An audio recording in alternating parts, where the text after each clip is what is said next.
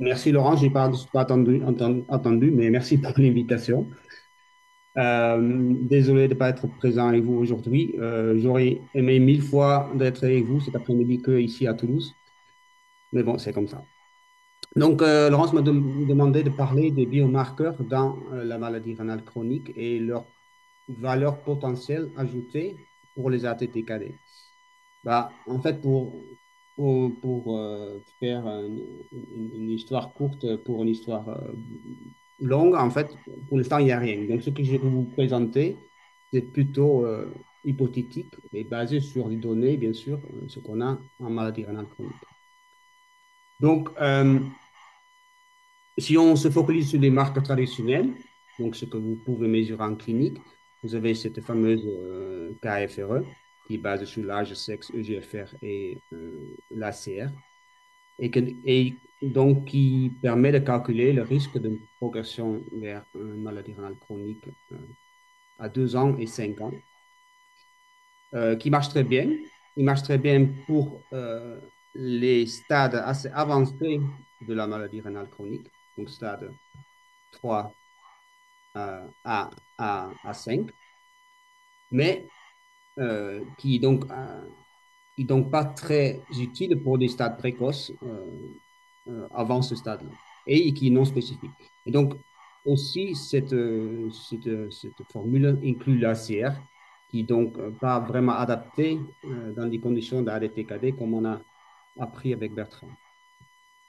Donc, si on se focalise sur les marqueurs histologiques d'ADTKD, lesquels on pourrait potentiellement tracer par des biomarqueurs circulants. Donc, ce qui était mentionné plusieurs fois déjà, donc il y a la fibrose tuberculoselle, il y a de l'atrophie tubulaire, l'inflammation et bien sûr les castes. Donc, si on se focalise sur la fibrose tuberculoselle et l'atrophie tubulaire, on a beaucoup de usual suspects. Donc, on a le KIM1, KIM1, qui est produit par des tubules proximales, qui est connu d'être assez corrélé avec la fibrose, bien validé surtout dans l'AKI, l'ENGAL, tubule distal, indicateur de lésion peut-être un peu moins spécifique pour la fibrose, et il y a un overlap entre l'aigu et le chronique. Le LFTAB, tubule proximal, très oxydant et fibrose, utilisé dans certaines études dans la progression de la maladie rénale chronique. L'MCP1, donc l'inflammation, produit par quasiment toutes cellules tubulaires, donc liées à l'inflammation et en général aussi pas mal corrélées à la fibrose. TGF-bêta, produit par la majorité des cellules rénales, et donc un régulateur master de la fibrose, qui est central mais pas très spécifique. Et le GF, par exemple, produit par des tubes distales, qui est des niveaux bas de GF urinaire sont associés à la fibrose et souvent aussi associés au ratio EGF-MCP. Donc, tous ces usual suspects, je pense que serait intéressant de les tester dans la DTKD car ils sont clairement associés à l'état histologique. Des castes bon, qui sont donc présents, comme vous le savez, dans les variants, les mutations UMOT, NUC1 et rénine. Mais il n'y a pas vraiment de stratégie pour étudier, je pense, de manière non invasive, la présence des castes et leur impact sur la progression de la maladie rénale chronique. Donc, qu'est-ce qu'on a comme alternative pour prédire la progression dans les ADTKD? Donc, je vais vous parler de trois choses, des panels multimarqueurs. Dans notre cas, dans notre laboratoire, on se focalise sur des peptides urinaires, donc je vais surtout me focaliser sur ça. On a déjà entendu parler de la détection du stress du réticulum endoplasmique. Donc là, j'ai vraiment deux slides, c'est très court. Et peut-être intéressant, est-ce qu'on peut apprendre de l'ADPKD? Donc, je commence avec les panels multimarqueurs. Donc, pourquoi utiliser des panels multimarqueurs? Parce que les pathologies complexes, comme la maladie rénale chronique, ADTKD, ne peuvent pas être décrites par des facteurs individuels, des features individuels. Euh, Et donc, avec des stratégies omiques qui permettent d'étudier tout marqueur de manière collective, ça peut nous permettre de définir clairement des individus en bonne santé et des individus avec une maladie ou des individus qui sont entre ces deux conditions. Donc, avec un marqueur, c'est très difficile de séparer les deux populations. Deux marqueurs, on commence à avoir une distinction entre les rouges et les verts.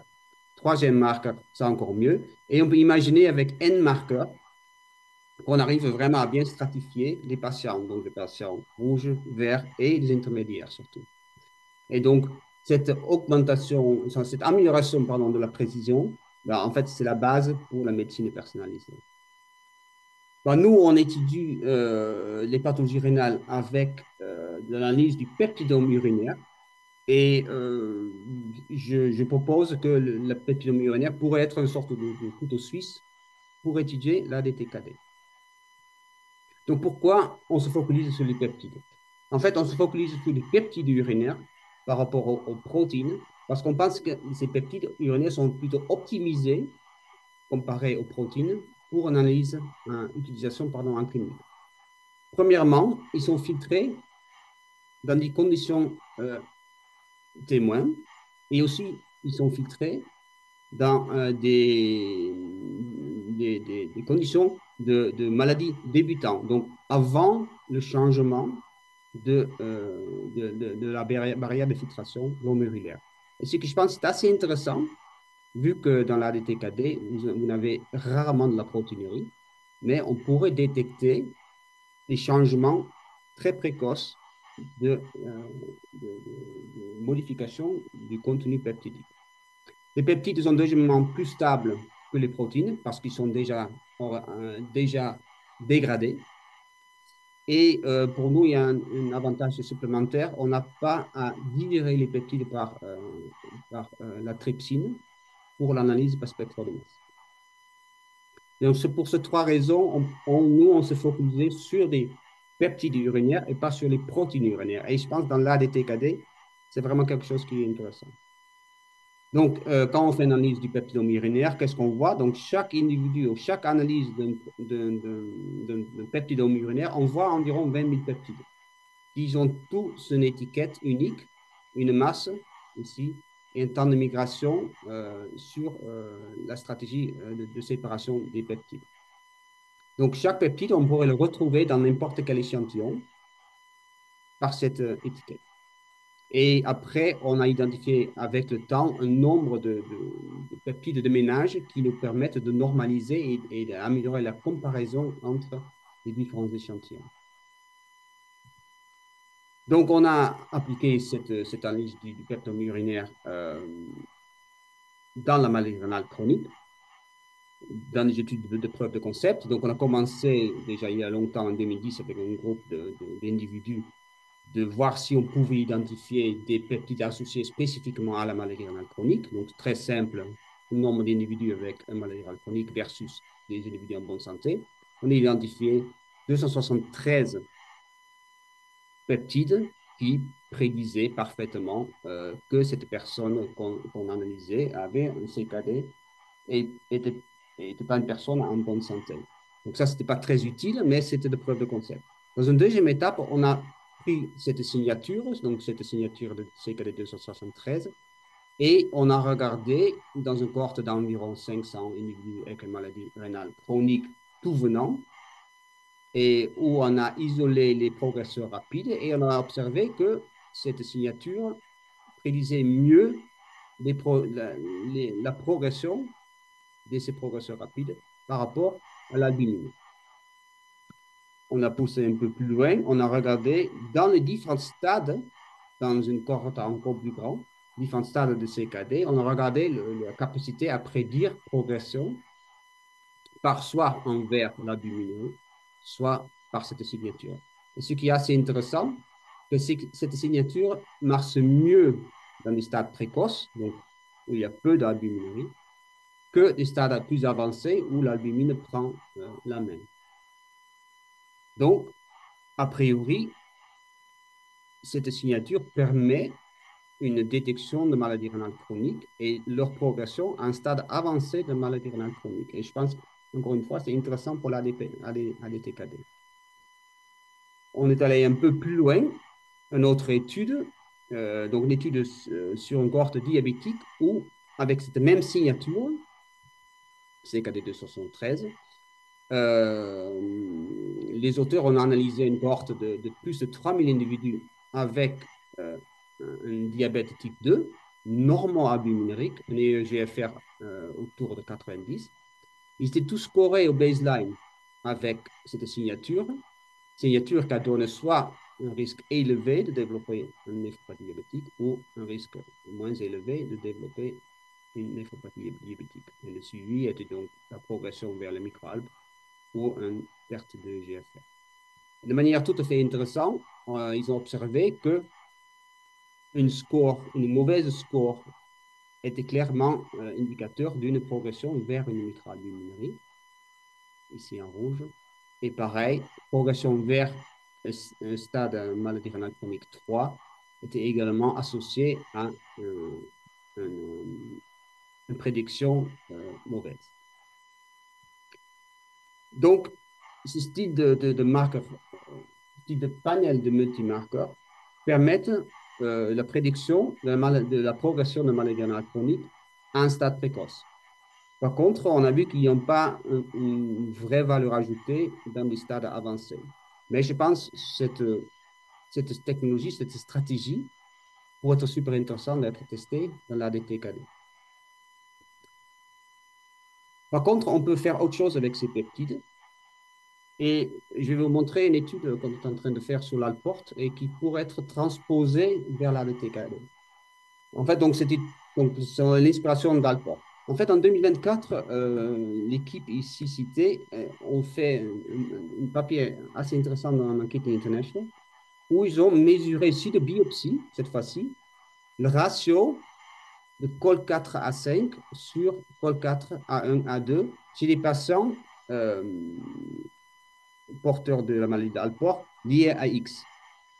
Donc ici, vous avez un contrôle où vous avez donc une jolie coloration avec le col 4 à 5 et le rouge, le col A1 à 2. Et chez les patients, ici, vous avez clairement une perte de col 4 à 5, ce qui sera traduit ici quand vous faites le ratio, soit l'intensité, soit l'épaisseur, qu'on a une perte de cette ratio parce qu'on a moins de col 4 à 5.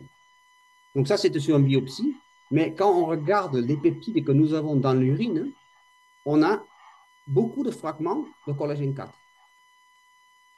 Donc, est-ce que ces collagène 4, fragments de collagène 4 dans l'urine, est-ce que ces fragments pourraient permettre, de manière non invasive, de voir l'état de la biopsie chez les patients Alport? Donc, si on se focalise sur donc, le col 4 à 5, donc muté chez les patients avec un syndrome d'Alport lié à X, et les deux fragments de col 4 à 1 à 2. Ici, vous avez donc la biopsie. Et nous, est-ce qu'on peut faire un ratio des peptides chez les patients col 4 à 5 sur col 4 à 1 plus à 2? Donc, on avait accès à l'étude d'Olivier Gross, publiée en Kit International en 2020, donc l'étude de Early Protect, où la majorité des patients sont des enfants liés à X. Donc, on a étudié le peptidome urinaire de ces individus, donc 56 mâles et 2 femelles, qu'on a matché avec des contrôles. Et on a étudié donc le peptidome urinaire de ces individus grâce à une bourse de l'AIRG. Et ce qu'on observe de manière tout à fait intéressante, si on prend ce ratio col 4 à 5 sur col 4 à 1 plus à 2, on voit que clairement il y a une augmentation, suggérant une dégradation de col 4 à 5 in situ. Et par contre, si on compare par exemple chez ces patients qui sont liés à X, donc sans modification, mutation de A3 à 4, il n'y a pas de différence entre les contrôles et les patients porteurs d'un syndrome d'Alport. Donc, si on peut s'inspirer de cette stratégie de se focaliser sur le peptide qui est associé à la pathologie, donc potentiellement à des TKD UMOD, par exemple ici, on voit beaucoup de fragments du mode dans l'urine.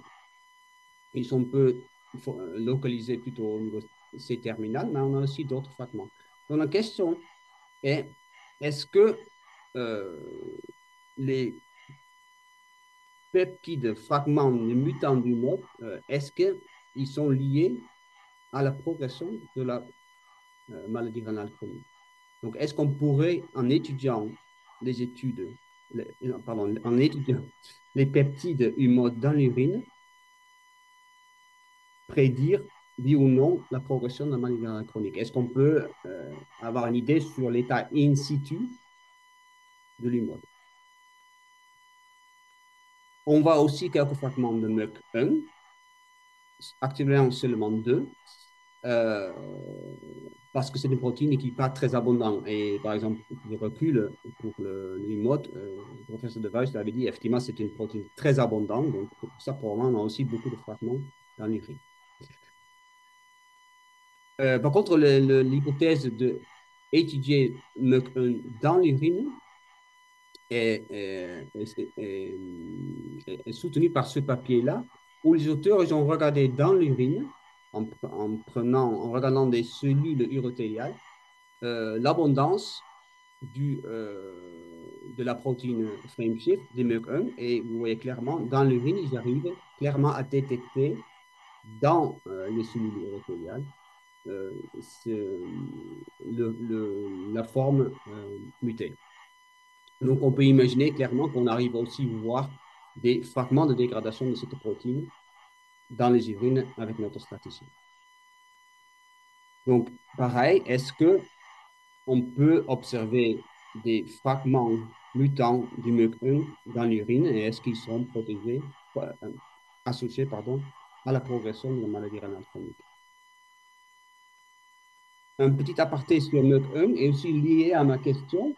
Euh, En regardant un peu la littérature, j'ai vu qu'il y avait une étude ici en 2021 où ils ont étudié la forme wild type de MEC1 avec un anticorps qui est normalement utilisé pour mesurer la progression de la cancer du sein.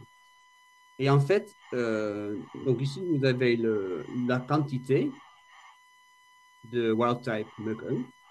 Et donc, ils ont mesuré ça dans une cohorte avec une mutation MEC1. Et par rapport au contrôle ici ou des individus avec un ADTKD mode. Et on voit clairement qu'il y a moins de wild type MEC1 chez les patients avec un ADTKD MEC1. Ça n'a pas l'air être très utile pour diagnostiquer la pathologie parce qu'il y a un overlap important. Par contre, par rapport à l'observation par le professeur De Weist que la protection de la maladie par la forme wild type, euh, on voit ici clairement que dans le cohorte de patients avec le variant MEC1, on voit deux groupes d'individus ici. Et donc, est-ce que l'impact de l'abondance du MEC1 wild type, est-ce qu'il y a un impact sur la progression de la maladie rénale chronique? Donc, est-ce qu'il sera intéressant ici dans le plasma d'évaluer également l'abondance de la protéine wild type? Deuxième alternative potentielle, et j'ai que deux slides, et c'était déjà mentionné par Bertrand, est que il y a donc un énorme stress du réticulum endoplasmique. Et donc, il y a de plus en plus d'ELISA qui permettent de mesurer ce stress endoplasmique. Et donc, est-ce que ce stress est associé à la progression? Ici, vous avez un ELISA développé spécifiquement pour cette protéine-là, BIP, et on voit clairement que cette protéine est augmentée dans ce cohorte de patients avec un ADTKD U-mode. Et ce qui est encore plus intéressant est que l'abondance de cette protéine est associée à la fonction rénale. Donc, pareil, est-ce que le niveau de stress du réticulum endoplasmatique, est-ce que ce niveau peut être lié à la progression de la maladie rénale chronique? Dernier point, est-ce qu'on peut apprendre de l'ADPKD comme il y a la présentation plus tard d'Emily Cornec-Legal, euh, en- autour des liens entre ADPKD et ADTKD, je me suis dit, est-ce qu'on peut apprendre quelque chose de marqueurs urinaires de ADPKD? Donc, si vous faites un Medline, vous avez 211 résultats.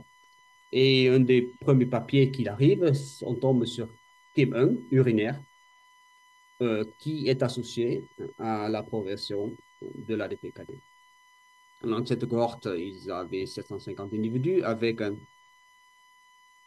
abondance élevée de KIM1 ou une abondance plus bas. Et ils ont clairement montré qu'une abondance moins élevée était associée à une progression moins rapide de la maladie rénale chronique.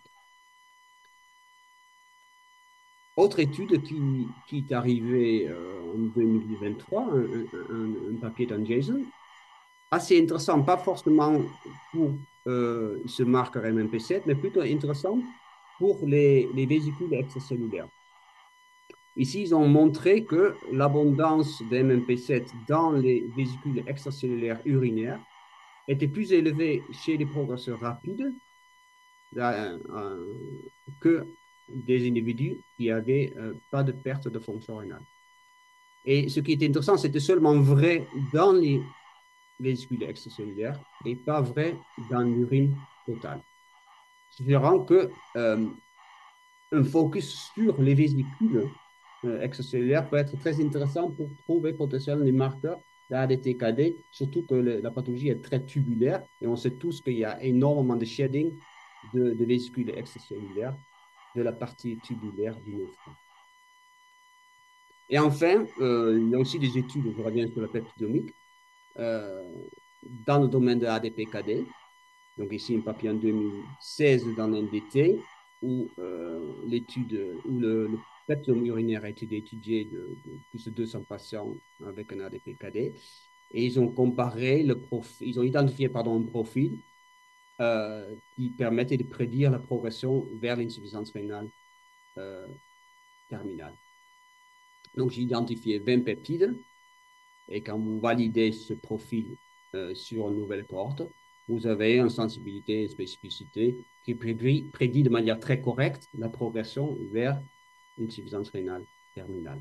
Cependant, quand vous matchez, quand vous comparez avec le total kidney volume, il n'y avait pas de différence. Donc là, il n'y a pas vraiment une valeur ajoutée. Par contre, ce qui montre cette étude est qu'on peut avoir des profils spécifiques d'une étiologie, d'une maladie rénale chronique qui est prédictif de la progression. Ici à gauche, vous avez une cohorte d'individus avec une maladie rénale chronique provenant de différentes étiologies. Vous avez cette signature que je vous ai présentée précédemment de la maladie rénale chronique générique qui prédit de manière correcte la progression. Et ici, vous avez le modèle qui était généré dans les patients porteurs d'un ADPKD. Et vous voyez clairement que ce profil est moins efficace à prédire la progression dans cette cohorte avec plusieurs étiologies de maladie rénale chronique. Par contre, si on prend une cohorte où il n'y a que des ADPKD, vous voyez que le modèle à 20 peptides, donc qui était entraîné avec les patients ADPKD, est mieux que le modèle générique. Donc, ça suggère qu'on peut obtenir un profil spécifique pour une étiologie donnée. Donc, la question est, est-ce qu'on pourrait obtenir un profil spécifique pour un ADPKD du mode, un ADPKD MUC, etc. Et donc, en continuant ces différents papiers sur les marques urinaires de l'ADPKD, on tombe finalement sur un profil qui est assez similaire des marqueurs qu'on voit dans la littérature en général. On retombe sur les usual suspects, donc MCP1, NGAL, KIM1, NAG, etc.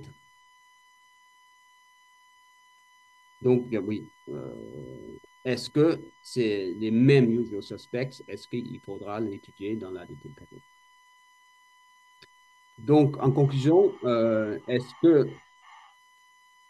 on a des biomarqueurs de progression de maladie rénale chronique ou qui peuvent prédire un impact d'un traitement de la DTKD? Bon, pas encore. Il y a ces cohortes en cours, une présentation plus tard par Yann Albrecht. j'ai entendu Bertrand parler du French ADTKD cohort. Donc, si vous avez des échantillons, à mon avis, je commencerai par là-haut en testant les usual suspects. Les ELISA ça marche bien, ils sont bien définis euh, et ce qui est plus facile à faire et voir si ces marqueurs sont associés, oui ou non, à la progression. Peut-être rajouter des marqueurs tubulaires. À mon avis, les marqueurs, des panels de marqueurs vont être mieux que les marqueurs individuels.